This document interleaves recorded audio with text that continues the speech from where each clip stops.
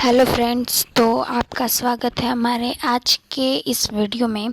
तो आज हम देखेंगे मॉडल्स होते क्या है, मॉडल ऑक्सिलरीज एक्चुअली क्या होती हैं।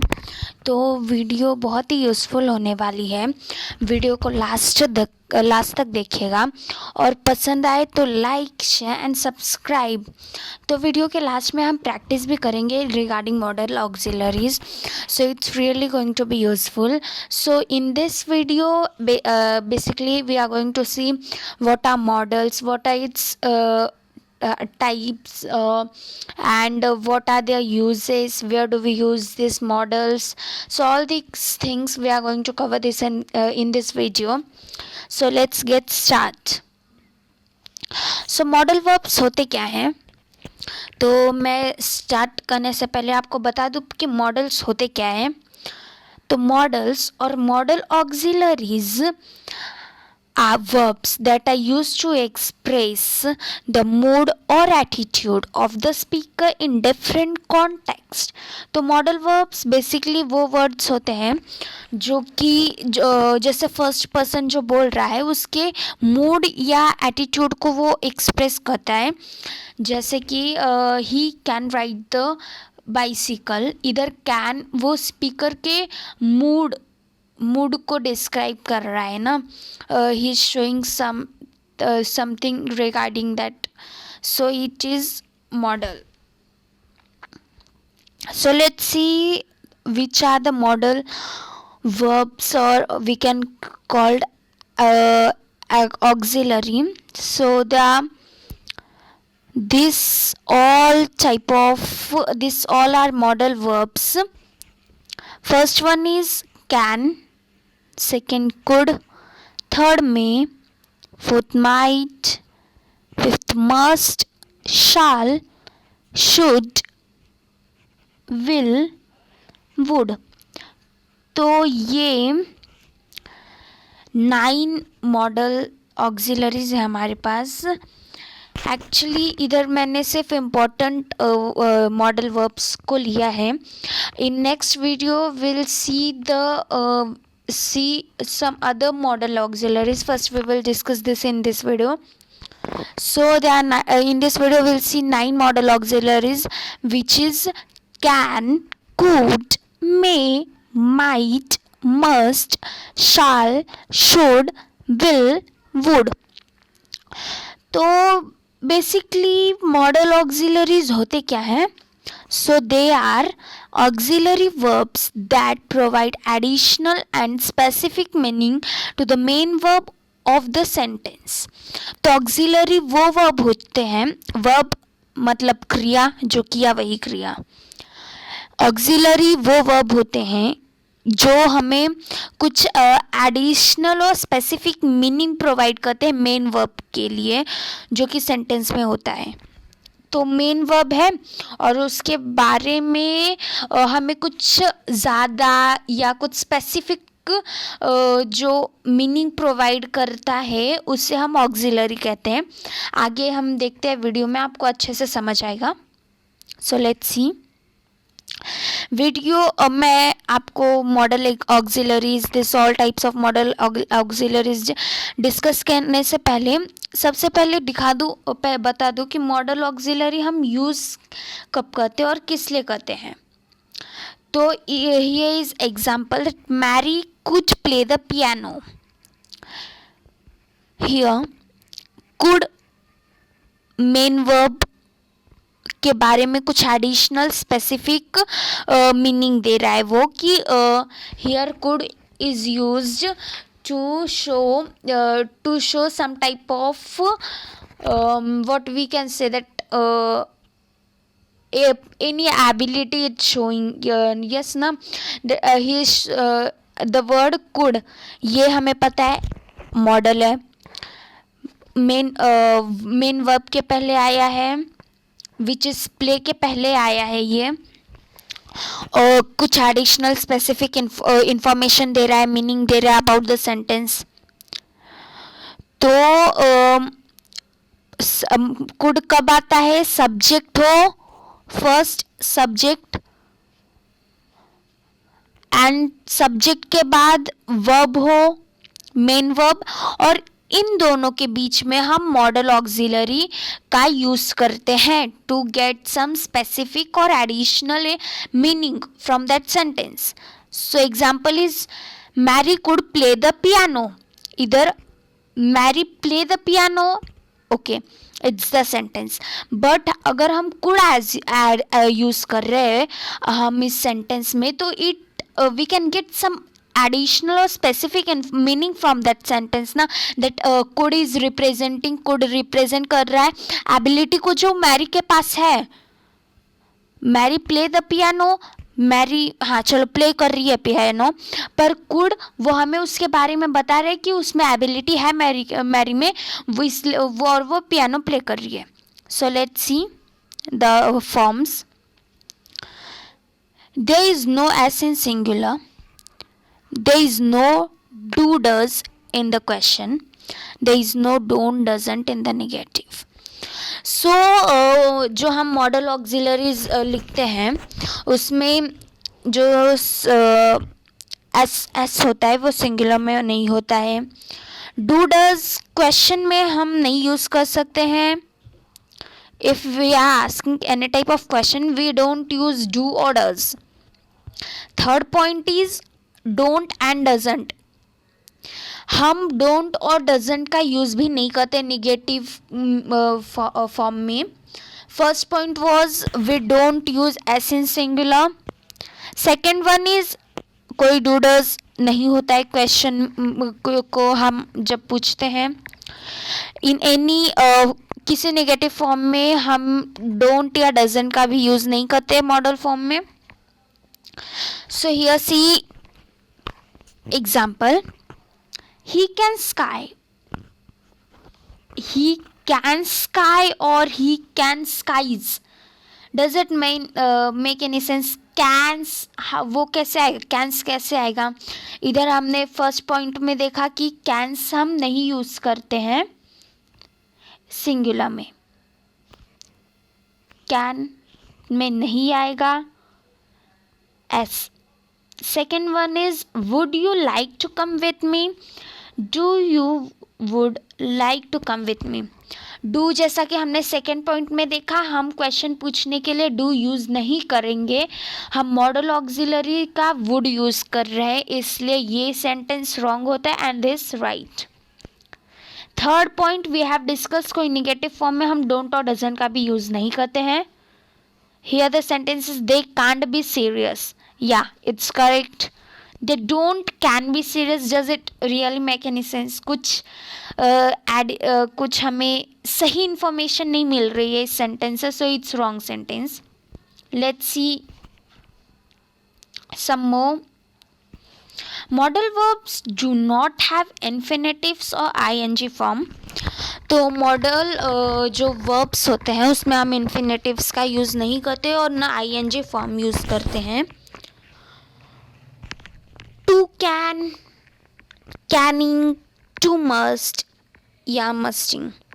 इधर इन्फिनेटिव आया है टू, तो हमें जैसा कि बोला है कि हम मॉडल वर्ब में इन्फिनेटिव्स और आईएनजी का फॉर्म यूज़ नहीं करते. ये आप प्लीज़ ध्यान में रखिएगा. It will be very useful to you to identify or use the model auxiliaries. So to can infinitives use नहीं करना है, टू मस्ट इन्फिनेटिव्स यूज़ नहीं करना है मॉडल के साथ. Can, Canning, must, Mustang, it doesn't make any sense first of all, so we'll not use this ing form to the models. Second point is that is modal verbs are followed by an infinitive without to. हम कब use करते हैं, अगर हम modal verb के साथ infinitive use करते भी हैं तो वो टू के साथ पहली बात होना नहीं चाहिए. विदाउट टू है तो हम यूज़ करेंगे पर टू के साथ नहीं होना चाहिए. सो ये is example, she must study. सबसे पहले इन तीन एग्जाम्पल में अगर आप देखें तो टू नहीं है, so it's right sentence, all three are right. तो फर्स्ट शी मस्ट स्टडी, उसे पढ़ाई करनी चाहिए. we should have gone the other way. हमें किसी और रास्ते से जाना चाहिए. ही कुछ play football in his youth. It's a ability. उसमें कुछ क्षमता है, वो खेल सकता है, वो फुटबॉल खेल सकता है in his youth. So 2 points which we have to remember is first, modal verb में इन्फिनेटिव हम यूज, मॉडल वर्ब के साथ हम इन्फिनेटिव और आईएनजी फॉर्म यूज नहीं करते. अगर मॉडल वर्ब के साथ हम इन्फिनेटिव यूज करते भी हैं तो हमें टू नहीं यूज करना है. Let's see other. So modal verb हम कब यूज़ करते हैं, कैसे यूज़ होता है. Occurs before the main verb. हमने सबसे पहले डिस्कस किया था कि मॉडल ऑक्सिलरी जो होता है वो सब्जेक्ट और मेन वर्ब के बीच में हम मॉडल ऑक्सिलरी का यूज़ करते हैं. So occurs before the main verb के पहले हम मॉडल ऑक्सिलरी यूज़ करते. Okay. The form is the same for all persons. हाँ, सभी पर्सन्स के लिए सेम होता है ये form. Add not to the negative. Not use करते negative. Start the question with the modal. Okay. No infinitive नहीं. और स्टार्ट, अगर हम कोई क्वेश्चन भी स्टार्ट करते हैं तो मॉडल से करते हैं. Add not to the negative. Not negative का ऑफ कोर्स यूज करते हैं. The form is the same for all persons. सभी के लिए सेम होता है ये form. occurs before the main verb. Correct. So what do this express? तो जैसे कि ये मॉडल वर्ब, जैसा कि हमने सबसे पहले देखा था, can, could, may, might, must, shall, should, ये सब जो थे, हम इन्हें क्यों एक्सप्रेस करते हैं, क्या इनके यूज होते हैं, देखते हैं. तो सबसे पहले विल ये मॉडल ऑक्सिलरी हम पहले यूज क्यों करते हैं, मैं आपको ये बताऊंगी. सो फ्यूचर कॉन्सेप्ट क्या है इस मॉडल ऑक्सिलरी का, विल का. Future. Okay. Joey will travel to NY next week. She will travel. Will हमने जैसे टेंसेस में भी हमने पढ़ा है, विल को हम फ्यूचर के साथ यूज करते हैं, फ्यूचर टेंस के साथ. सो इधर हम फ्यूचर एक्सप्रेस करने के लिए विल का यूज़ हमने किया है, मॉडल ऑक्सिलरी विल.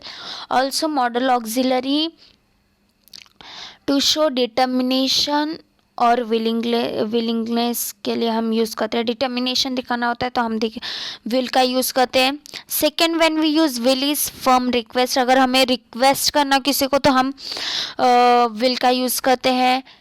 इन्विटेशन हमें देना हो, will you come to my house next week. Invitation के लिए हम विल का यूज़ करते हैं. एज्यूमेशन और प्रोबेबिलिटी के लिए हम विल का यूज़ करते हैं. प्रोबेबिलिटी मीन्स क्षमता. Okay. So let's C, might हम कब यूज़ करते हैं, विल. होप आपको समझ आया होगा. मेन कॉन्सेप्ट क्या है विल का, फ्यूचर टेंस में यूज़ होता है वो, फ्यूचर कुछ एक्सप्रेस करने के लिए. It's final. So let's see the second model auxiliary which is might. Might का यूज़ हम कब करते हैं, बेसिकली स्मॉल प्रोबेबिलिटी दिखाने के लिए. स्मॉल प्रोबेबिलिटी का मतलब मैंने आपको क्या बताया, क्षमता. कोई क्षमता है उसमें पर वो बहुत कम है, इससे शो करने के लिए हम माइट का यूज़ करते हैं. For example, I might move to Canada someday. मैं कनाडा जा सकता हूँ. इधर कम अपेक्षा है, प्रोबेबिलिटी कम है इधर, इसलिए यूज़ किया है इधर माइट का कि मैं जा सकता हूँ, प्रोबेबिलिटी कम है. So might also when to might may का पास्ट इक्विवेलेंट होता है. मे हम यूज़ करते हैं इनडायरेक्ट स्पीच में, एंड माइट डायरेक्ट. और माइट वीक पॉसिबिलिटी की स्मॉल प्रोबेबिलिटी, मतलब वीक पॉसिबिलिटी कम है जाने की. सीकिंग परमिशन, ऑल्सो हम परमिशन के लिए भी माइट का यूज़ करते हैं, that might I borrow your book, क्या मैं आपकी बुक खरीद सकता हूँ. So in 3 cases we use this might. First in for weak possibility, that is small probability, and last that is seeking permission लेने के लिए. शुड का यूज़ हम कब करते हैं? जो मेन कॉन्सेप्ट है शुड का वो एडवाइस के लिए है. ऑल्सो शुड का यूज़ होता है, एडवाइस पहले हो गया, ड्यूटी और ऑब्लिगेशन. ड्यूटी सबको पता ही होगा, जैसे कि you should respect your elders, you should respect, तो ये ड्यूटी हो गया. ऑब्लिगेशन मतलब दायित्व या कर्तव्य होता है. प्रोबेबिलिटी, जैसा कि हमने देखा, प्रोबेबिलिटी मतलब लेस पॉसिबिलिटी. और एक्सेप्टेशन, तो हम इन सब में भी शुड का यूज़ करते हैं. But the main concept of should is for advice. Advice के वक्त हम यूज़ करते हैं. So let's see example, you should go to the doctor, तुम्हें डॉक्टर के पास जाना चाहिए, वो एडवाइस दे रहा है, शुड इसलिए हम यूज़ करते हैं. Fourth one which is must. Must हम स्ट्रॉन्ग ऑब्लिगेशन या फिर स्ट्रॉन्ग सजेशन के लिए यूज़ करते हैं. First second, okay. Strong obligation मतलब दायित्व या कर्तव्य होता है. एंड स्ट्रॉन्ग सजेशन, किसी को हमें सजेस्ट करना हो, किसी को हम बता रहे हैं कि यह आपको करना ही चाहिए, इसलिए हम यूज़ करते हैं. Example, everyone must pay taxes, सभी को टैक्सेस पे करना ही चाहिए. दायित्व, ऑब्लिगेशन दायित्व, कर्तव्य, जैसा कि मैंने आपको बताया. सजेशन, इधर सजेस्ट भी कर रहे हैं, इधर ये जो एग्जाम्पल है इधर दोनों का यूज़ हुआ है. इधर दायित्व भी है पे करना टैक्स, और also someone is suggesting that you should pay the you must pay the tax. So यह मस्ट हम स्ट्रॉन्ग ऑब्लिगेशन या स्ट्रॉन्ग सजेशन के लिए यूज़ करते हैं. Let's see other auxiliaries which is fifth one which is shall educated expression of. तो shall हम कब यूज़ करते हैं? बेसिकली शाल, सबसे पहले मैं आपको बता दूँ, शाल हम कमांड के लिए यूज़ करते हैं, that you shall not come here again, और I shall punish you. Second one promise के लिए यूज़ करते हैं, we shall do this work together. या ऑफर और सजेशन के लिए भी यूज़ करते हैं, offer, shall I carry this books for you. पर main concept of using shall is that educated expression offer. हम किसी को ऑफर, जैसा कि मैंने आपको, हम किसी को ऑफर दे रहे हैं कि मैं ये कर सकता हूँ तुम्हारे लिए, या वो कर सकता हूँ, उसे हम ये एक ऑफर बोलते हैं. Example, shall I clean it, क्या मैं ये साफ कर सकता हूँ. इधर ऑफर दिया है हमने. सो शाल का मेन कॉन्सेप्ट है to give offer. So let's see would हम कब यूज़ करते हैं?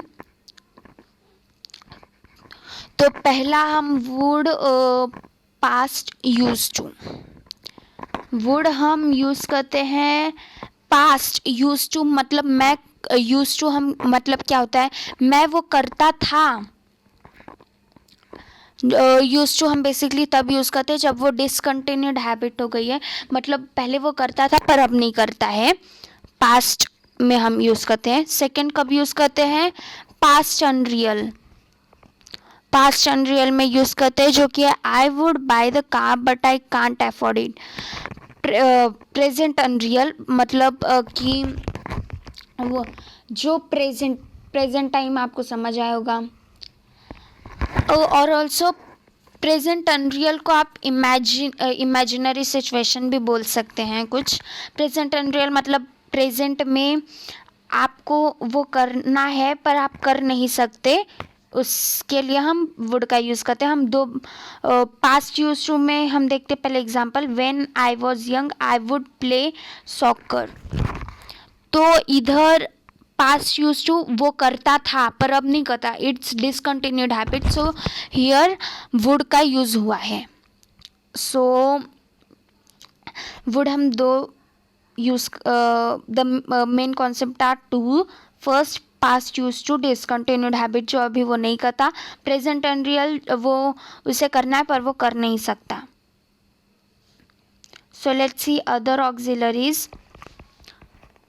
कुड के भी दो कॉन्सेप्ट है। पहला unreal ability, I could go if I had time, मैं जा सकता था जब अगर मेरे पास समय होता। तो अनरियल एबिलिटी मतलब कुछ करने की क्षमता, और अनरियल मतलब जो हो नहीं सकता।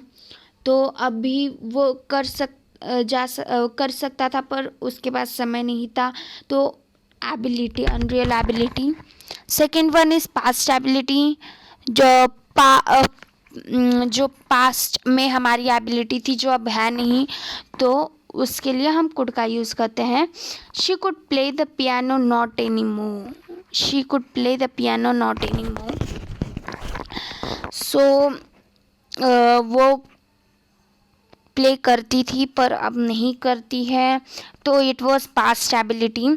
हम किसी पुरानी चीज़ के पुराने means many years ago we use to do but now we don't, so उसके लिए हम पास्ट एबिलिटी का यूज़ करते हैं। There are two concept, first unreal ability and second past ability. Can का भी दो कॉन्सेप्ट है, first present ability and second permission. Present ability अभी हमारे पास वह क्षमता है, हम कर सकते हैं वो। वी कैन स्पीक इंग्लिश, हम इंग्लिश बोल सकते हैं। तो इंग्लिश बोलने के लिए ई लर्न सेजू चैनल को सब्सक्राइब कीजिए। और परमिशन, हम सेकेंड परमिशन के लिए यूज़ करते हैं, कैन आई हैव स्वीट, क्या मैं वो स्वीट्स वो मिठाई ले सकता हूँ। प्रेजेंट एबिलिटी मतलब अभी एबिलिटी है आप में, प्रेजेंट टाइम में जो एबिलिटी है उस वो, और परमिशन टू आस्क समथिंग और to get permission from someone. So these were the auxiliaries and their concept when we have to use. So let's see. Ability के लिए हम कैन कुड का यूज़ करते हैं, present ability and present ability और past ability. Can हम present ability के लिए यूज़ करते हैं, प्रेजेंट, और कुड हम यूज़ करते हैं पास्ट एबिलिटी के लिए। ओके, परमिशन के लिए भी हम कैन कुड का यूज़ करते हैं। ऑब्लिगेशन या एडवाइस, ऑब्लिगेशन मतलब कर्तव्य या दायित्व, एडवाइस मतलब किसी को सुझाव देना, उसके लिए हम मस्ट, शाल, शुड का यूज़ करते हैं। ऑफर, किसी को ऑफर देने के लिए हम शाल और वुड का यूज़ करते हैं। पॉसिबिलिटी हमें दिखानी हो तो हम माइट, कुड या मस्ट का यूज़ करते हैं। तो ये जो 5 पॉइंट है उसे आप ध्यान में रखिए ही, क्योंकि ये आपके लिए बहुत यूज़फुल होने वाली है। So last stage of this video, let's practice some questions regarding model auxiliaries. First, children dash stay from fire, children must stay from fire. इधर must, जैसा कि हमने इधर देखा कि must ऑब्लिगेशन और एडवाइस, ओके, मस्ट हम ऑब्लिगेशन या एडवाइस के लिए यूज़ करते हैं, ऑल्सो पॉसिबिलिटी के लिए, पर इधर अभी हमें मस्ट यूज़ करना है। हम उन्हें बता रहे हैं कि तुम्हें फायर से दूर रहना है, तो हम मस्ट का यूज़ करेंगे। फॉर ऑब्लिगेशन, दायित्व। Second example, you dash talk during test, it's forbidden. You must not. तुम्हें बातें नहीं करनी चाहिए टेस्ट के दौरान, तो हम इधर मस्ट नॉट का यूज़ करेंगे, क्योंकि जैसा कि हमने इधर देखा कि एडवाइस दे रहा है या ऑब्लिगेशन। तो ऑब्लिगेशन मतलब क्या होता है कि उसका वो कर्तव्य है, उसे वो करना चाहिए, एडवाइस सुझाव देना। इधर कोई बता रहा है कि तुम्हें बातें नहीं करनी चाहिए, इसलिए must not. Third example is they dash hear me because he was whispering. तो कुड हम कब यूज़ करते हैं? फर्स्ट एबिलिटी के लिए, second permission, and third possibility. So इधर हम किस लिए यूज़ करेंगे? They could not hear me because he was whispering. तो जैसा कि हमने देखा कि हम पॉसिबिलिटी के लिए यूज़ कर रहे हैं इधर कुड को, इसलिए कुड ही कुड नॉट, वो मेरे को नहीं सुन सका क्योंकि वो बातें कर रहा था। इधर वो बता रहा है कि क्यों वो नहीं सुन पाए, इसलिए कुड नॉट का यूज़ हुआ इधर।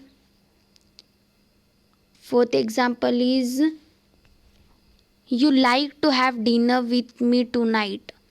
यू वुड आएगा इधर modal auxiliary. You dash let him hear about the party tomorrow, it's a surprise. You must not, तुम्हें ये नहीं करना चाहिए। I think your leg is broken, you dash go to the emergency room. तुम्हें जाना ही चाहिए, यू मस्ट। तो आज का वीडियो होप आपको समझ आया होगा। तो ये जो 5 टॉपिक है इन्हें ध्यान रखिएगा। एबिलिटी के लिए हम कैन कुड का यूज़ करते हैं, परमिशन के लिए कैन कुड, ऑब्लिगेशन या एडवाइस के लिए हम मस्ट शाल शुड का यूज़ करते हैं, ऑफर के लिए हम शाल और वुड का यूज़ करते हैं, पॉसिबिलिटी के लिए माइट शुड कुड या मस्ट का यूज़ करते हैं। सो होप वीडियो आपको पसंद आई होगी। तो वीडियो पसंद आई हो तो like share and subscribe. So meet you in the next video with new video. Till then, take care.